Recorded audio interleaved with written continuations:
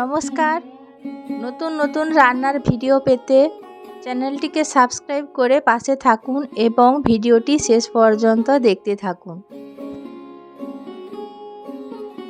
আজকে রান্নার জন্য আমি নিয়েছি দানা কলা। কলাগুলোকে এইভাবে ডুমো ডুমো করে কেটে ভালো করে ধুয়ে পরিষ্কার করে নিয়েছি।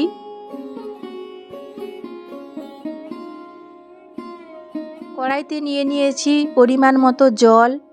জল গরম হয়ে গেছে, ফুটতে শুরু করেছে। জলের মধ্যে দিয়ে দিচ্ছি পরিমাণ মতো হলুদ গুঁড়ো।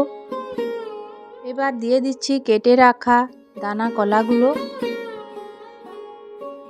এইভাবে কলাগুলো আমি সেদ্ধ করে নিচ্ছি। রান্নার জন্য নিয়েছি বেগুন। বেগুনগুলোকে আমি এইভাবে লম্বা লম্বা করে কেটে নিয়েছি, ভালো করে ধুয়ে নিয়েছি। নিয়েছি কচু। কচুগুলোকেও এইভাবে লম্বা করে কেটে ধুয়ে পরিষ্কার করে নিয়েছি। নিয়েছি একটা মাঝারি সাইজের আলু। একইভাবে আলুগুলোকে কেটে ভালো করে ধুয়ে পরিষ্কার করে নিয়েছি। নিয়েছি চিংড়ি মাছ। মাছের মধ্যে লবণ ও হলুদ মাখিয়ে নিচ্ছি।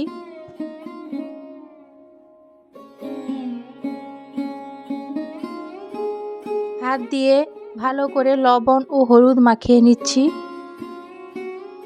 ফোড়নের জন্য নিয়েছি 5 ফোড়ন, গোটা শুকনো লঙ্কা,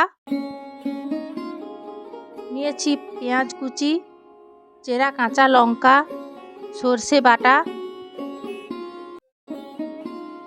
লঙ্কা গুঁড়ো, লবণ, নিয়েছি হলুদ গুঁড়ো। কড়াইতে দিয়ে দিচ্ছি সর্ষের তেল। ফোড়নে দিচ্ছি গোটা শুকনো লঙ্কা। লঙ্কাটা উল্টে পাল্টে নাড়াচাড়া করে ভেজে নিচ্ছি। লঙ্কা ভাজা হয়ে গেছে, দিয়ে দিচ্ছি 5 ফোড়ন।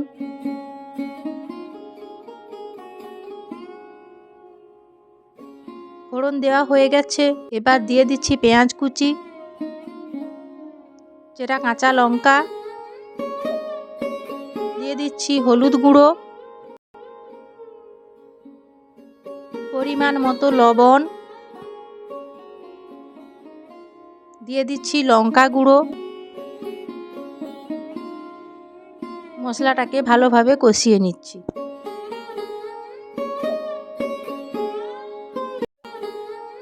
মশলাটা কিছুটা কষানো হয়েছে, দিয়ে দিচ্ছি চিংড়ি মাছ। চিংড়ি মাছগুলোকে মশলার সঙ্গে ভালোভাবে নাড়াচাড়া করে ভেজে নিচ্ছি।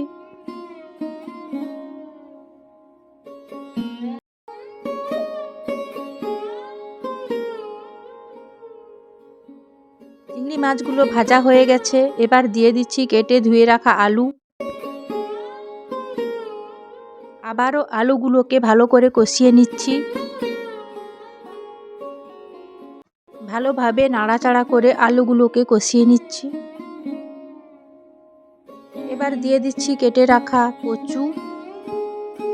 আবারও ভালোভাবে নাড়াচাড়া করে আলু কচু সব কিছু ভালোভাবে কষিয়ে নিচ্ছি। একটা ঢাকা দিয়ে দিচ্ছি।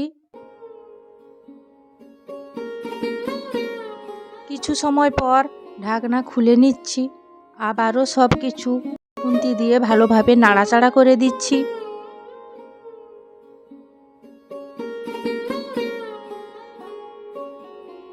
এইভাবে বারবার নাড়াচাড়া করে আমি আলু ও কচু ভালোভাবে কষিয়ে নিচ্ছি।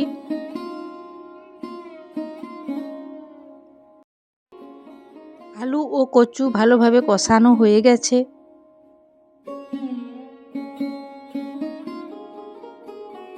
এবার দিয়ে দিচ্ছি কেটে রাখা বেগুন।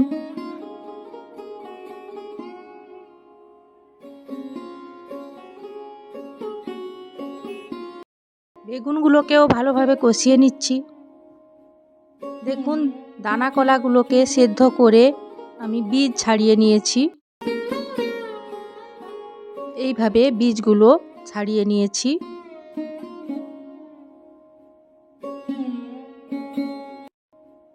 সব কিছু ভালোভাবে কষানো হয়ে গেছে, আবারও একবার নাড়াচাড়া করে নিচ্ছি।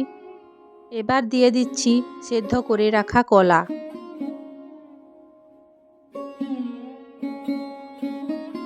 কলাগুলোকেও সব কিছুর সঙ্গে ভালোভাবে নাড়াচাড়া করে নিচ্ছি।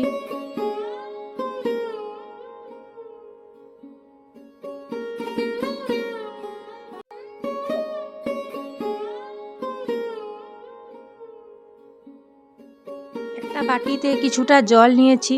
সর্ষে বাটাটাকে জলের মধ্যে হাত দিয়ে ভালো করে গুলে নিচ্ছি। কড়াইতে দিয়ে দিচ্ছি সর্ষে গোলা জল।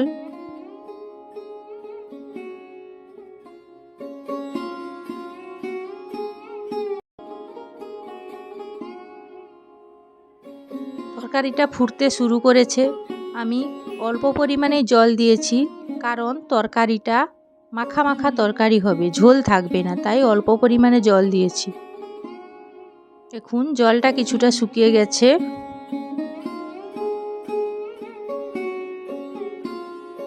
এবার উপর থেকে দিয়ে দিচ্ছি স্বাদের জন্য সামান্য চিনি।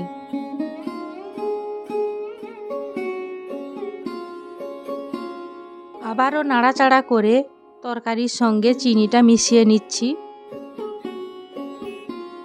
এইভাবে বারবার নাড়াচাড়া করে জলটা শুকিয়ে নিচ্ছি এবং তরকারিটাও রান্না করে নিচ্ছি। জল পুরো শুকিয়ে গেছে, তরকারিটা মাখা মাখা হয়ে গেছে। এবার আমি তরকারিটা নামিয়ে নিচ্ছি।